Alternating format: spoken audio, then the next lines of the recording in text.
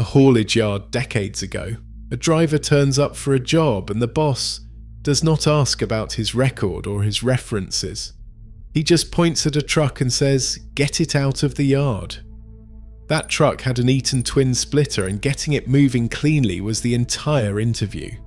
If you stalled, crunched and crawled out in a cloud of embarrassment, you did not get the job. This was a gearbox so demanding that bosses used it to weed out pretenders. Loved by some, hated by others, mastered by few. This is the story of the gearbox that took skill to tame. At first glance, the control layout of the Eaton Twin Splitter looks deceptively simple. Inside the cab, a single shift lever operates a standard 4-position H-pattern gate, resembling the gear stick of a basic 4-speed vehicle. But mounted directly on top of that lever sits a 3-way rocker switch, operated by the driver's thumb. This selector splits each of the 4 main gate positions into 3 separate ratios: low, intermediate and high. By multiplying those 4 positions by the 3 splits, the driver has 12 forward speeds at their disposal. One short stick and a quick thumb flick control the entire transmission. Behind this design was the Eaton Fuller engineering family. They designed the system to handle high-torque commercial engines without the massive physical size of older multi-stick gearboxes. The key was the twin-countershaft architecture. Instead of a single secondary shaft absorbing all of the engine's twisting force, Eaton utilised 2 parallel countershafts that run on either side of the main shaft to share the load. Dividing this rotational power meant each gear tooth experienced exactly half the stress. This load-sharing design allowed for a highly compact gearbox housing that could still withstand heavy haul pressure. But inside this housing, Eaton omitted synchronisers entirely. There were no brass cones to match gear speeds during a shift. Entering the next ratio cleanly was left entirely to the driver's coordination. Without those synchronising brass rings, there is absolutely no buffer between the gear teeth. The driver must physically match the rotational speed of the engine's input shaft to the road speed of the wheels by sheer intuition. Every gear change becomes a precise, real-time calculation of time, sound and pressure. To drop down a ratio, the driver must shift into neutral and apply a sharp, measured blip of the throttle. This sudden burst of fuel spins the input shaft up to the exact revolutions per minute needed to meet the incoming lower gear. When the timing is perfect, the teeth align effortlessly and the lever slips home with a satisfying, near-silent click. But get the timing wrong by even a fraction of a second and the transmission offers no mercy. There is no modern microprocessor, solenoid, or electronic safety net stepping in to rescue a clumsy mistake.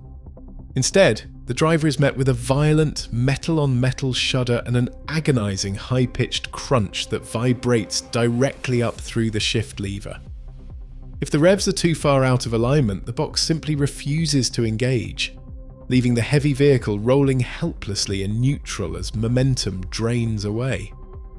It is a stark, binary reality of physical mechanics. Either match the speed perfectly by ear and feel, or suffer the immediate loud humiliation of a failed shift. For those who mastered the timing, the clutch pedal became almost redundant. Once a driver moved past the initial terror of the grind, the twin splitter transformed from a hostile adversary into an extension of their own senses. Jim Bennett, piloting a classic Cummins-powered Seddon Atkinson, operates the shift lever with the casual precision of a surgeon. He does not use the clutch to change gears. Instead, he shifts by ear, matching the engine speed to the transmission gears using only tiny calculated movements of his right foot. To upshift, he briefly lifts off the accelerator, slips the lever through neutral and lets the engine revs drop naturally. At the exact millisecond the input shaft matches the road speed, he slides the stick into the next gear. The teeth slip together silently without a single mark on the gear face. The splitter switch on the gear knob becomes an instinctive reflex. Rather than wrestling the heavy lever, Bennett simply flicks the rocker with his thumb and relaxes his foot. The pneumatic actuator executes the split instantly under load.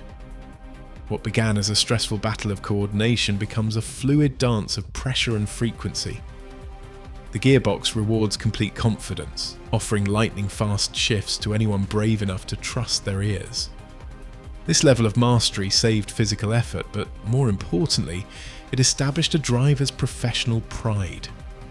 In the close-knit world of British haulage, the silent cab of a twin splitter was the ultimate proof of a proper driver. In June 1985, Eaton launched the twin splitter directly into the heavy haul sector of British road transport. This constant mesh transmission was built to handle the severe torque spikes of a new breed of heavy diesels. It became the standard pairing behind the Cummins 10-litre L10 and 14-litre N14 engines, particularly in ERF's legendary E10 and EC series. This compact, high-strength gearbox quickly became the preferred choice for independent British truck manufacturers. Outside of ERF, it found a permanent home in Foden, Seddon, Atkinson, and UK-assembled Mahan chassis.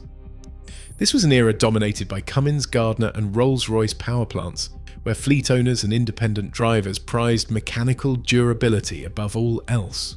While Swedish competitors like Volvo and Scania invested heavily in complex, heavier and more expensive synchromesh gearboxes to make driving easier, British operators stuck to Eaton's simpler, robust design. They prioritised payload capacity and absolute reliability, leaving the task of smooth operation entirely to the person behind the wheel. The twin splitter split the British trucking community down the middle, earning a legendary Marmite reputation. With zero formal training available, many new drivers were simply thrown into the cab to figure it out on the job. For them, the learning curve was pure misery. A heavy haul up a steep gradient could end in disaster.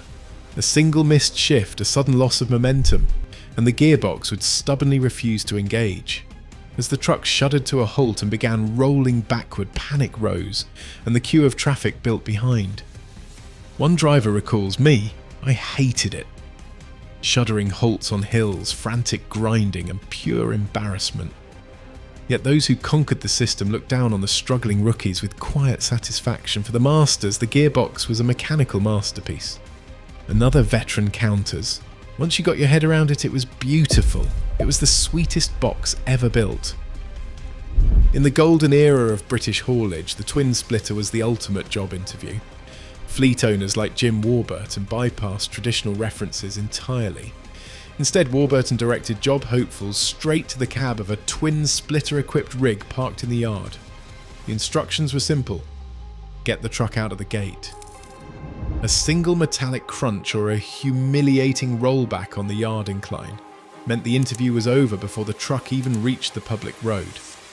For those who survived the yard, the real trial lay on the punishing gradients of the Peak District. Under the weight of a maximum payload, routes like the steep climbs of the A515 offered zero margin for error. One missed shift on these brutal hills could stall a 70-ton vehicle instantly. Conquering these roads without a single grind of the gears was more than a technical skill. It was a hard-earned badge of honour that commanded instant respect across the entire industry. Subscribe for a new video on classic machinery every 3 days.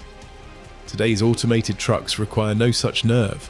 Yet as algorithms replace the driver's ear and feel, a true mechanical craftsmanship fades. Those who mastered the twin splitter carried a pride no computer can replicate. Subscribe for a new documentary every 3 days.